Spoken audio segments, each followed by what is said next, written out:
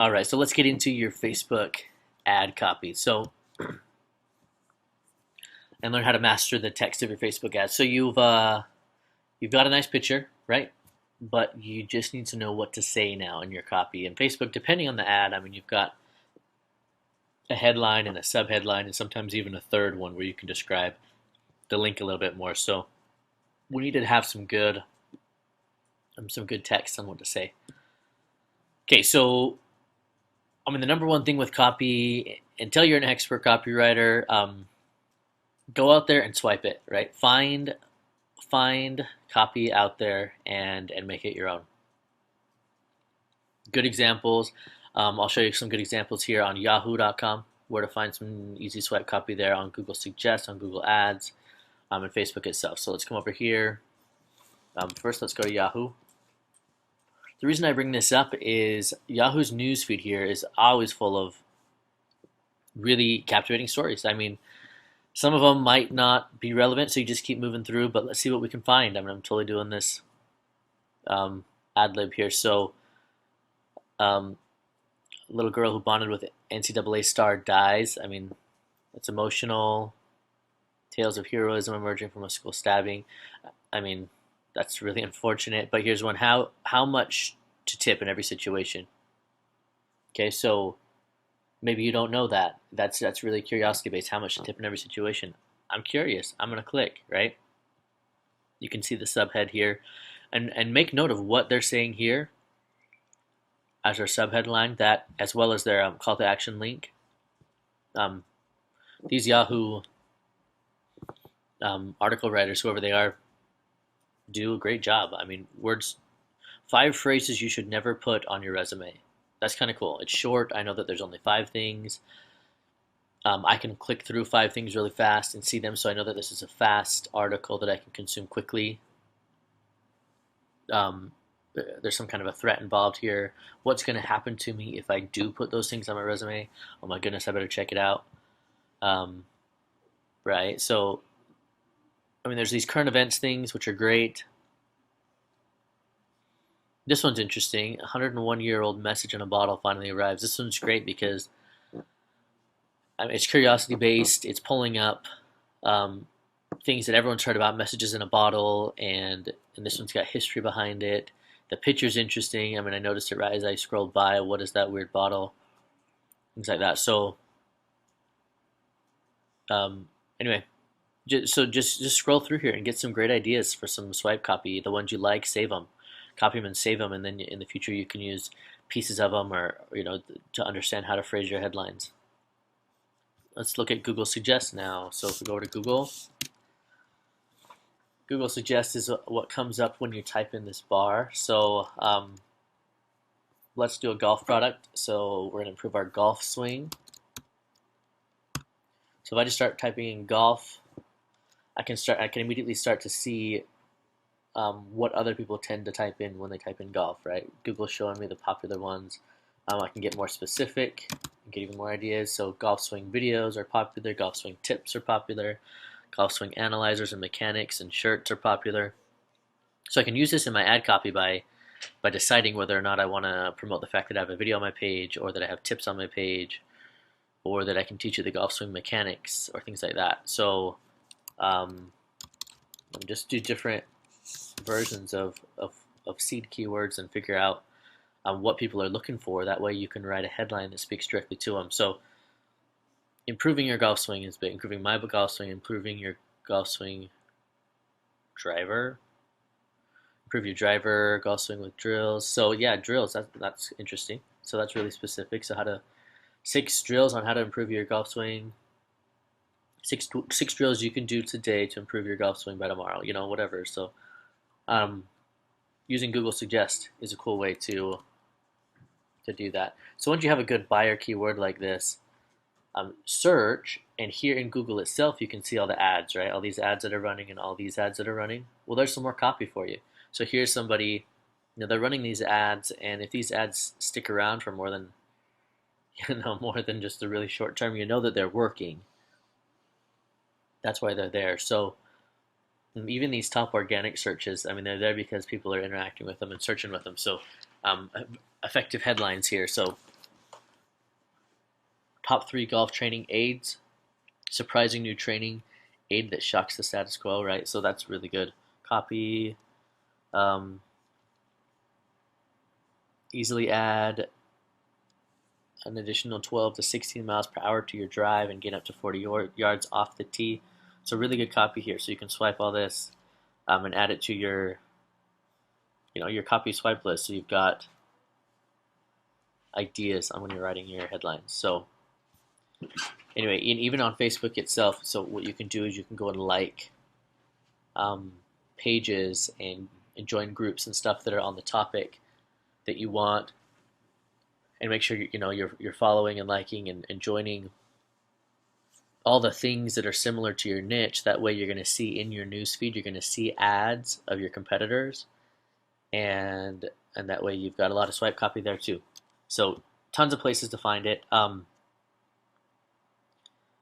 There are 3 categories of social headlines, right? And I'll credit this over to a recent post on Digital Marketer, but 3 categories of social headlines. I really like the way they broke it down: social proof or piggybacking, threat, which is pain or fear of loss, and gain or benefit and promise categories. So the social proof one, for example, think things like reviews, Amazon reviews. Have you ever gone to Amazon and before you bought that gadget, you checked out the reviews and saw that most people were 4 or 5 stars? You read a few of them and then you realized, yeah, it really is good, so you bought it, right? So that's social proof you're playing with there, with reviews.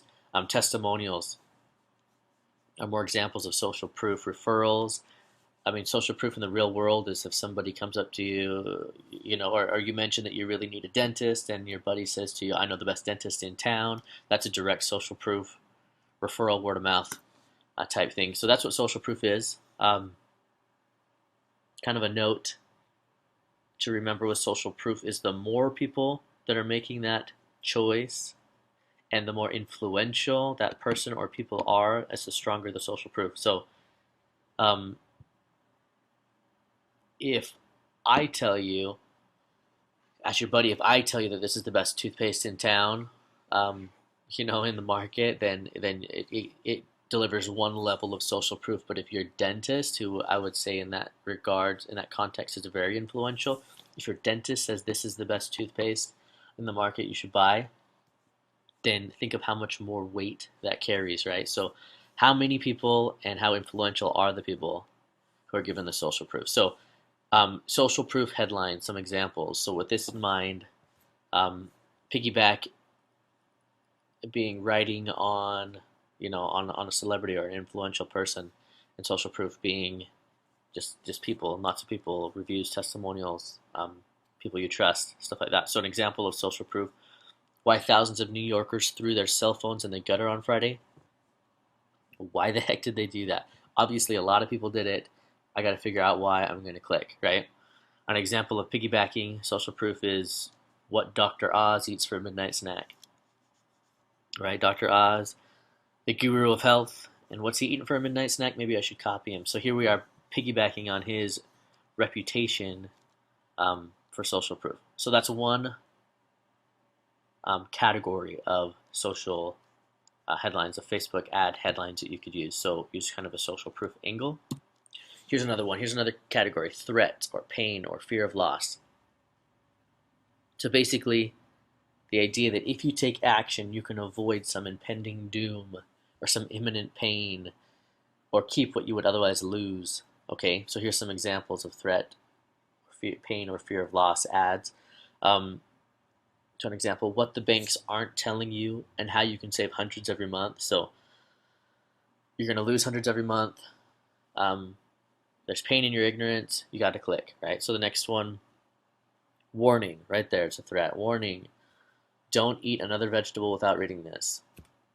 Right? Don't take another pill without reading this. Don't do this without clicking here, right? So it's a warning threat. The next one: do you really know what lurks inside your protein powder? Dangerous ingredients revealed. So here's a threat that you don't know what's in there until you read this thing, so you've got to click. So those are really really interesting. What's interesting thing with human nature and threats and pain is that Oftentimes we tend to take action more to avoid loss than we do take action to receive gain. So keep that in mind when you try different headlines. Definitely try a threat headline or a fear of loss headline as well as a gain headline. Here's some ideas behind the gain headline. So basically the idea is simply give a benefit and a call to action, implying that if they take that action, they will gain the benefit. Okay? Some examples would be click here for 6 tips for creating content that actually gets read, right? So take this action, you'll gain the benefit. The next one, how to lose 15 pounds in 15 days, a secret revealed. So implied that if you click here, you're going to lose, or at least know how to lose 15 pounds in 15 days. So a simple benefit, or a direct, obvious benefit with a call to action implying or actually stating that if you take that action, you'll gain that benefit. So that's what a gain headline is. Great for Facebook ads as well. So those are your 3 categories. Now let me go into some extra tips and tricks here for you. So trick 1 is to speed up your copy. Okay, we all know that people are busy and distracted and they don't want to commit very much by clicking on your ad. So help them understand that it will be really quick to consume. That way you're going to get more clicks to your landing page. So if your ad were to say something like learn how to cook artichokes the right way, well gosh, I don't know how much time I'm gonna have to dedicate to learn how to cook artichokes the right way. Maybe it's a 10-page article. Maybe I have to read a whole book on it. I don't even know, right? But if I were to speed up this headline, I could do so by saying 7 quick tips to cooking artichokes like the pros. Right? So I know that there's 7 bullets.